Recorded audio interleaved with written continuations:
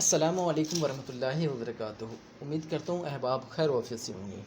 तो दोस्तों, जनाब आरिफ कुरैशी साहिब ने 2,08,000 पर बताया था कि गोल्ड 2,15,000 प्लस होनी है।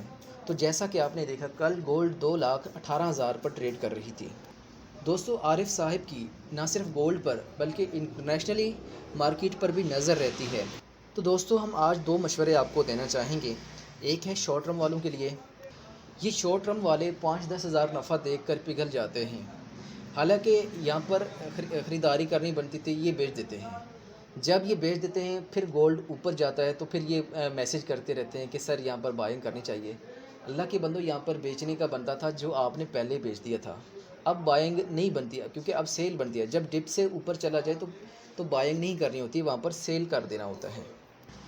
अब देखिए, लॉन्ग टर्म वाले जिनके पास होल्डिंग कैपेसिटी है, वो हर हाल में हर डिप में गोल्ड ख़रीदें, क्योंकि इंटरनेशनली मार्केट चाहे यहीं पर रुकी रहे, लेकिन वो गोल्ड ख़रीदें ही ख़रीदें। क्योंकि हमारे पाकिस्तान के हालात नासाज हैं और इतने अच्छे भी नहीं कि इंटरनेशनल मार्केट पर गोल्ड रुक जाए।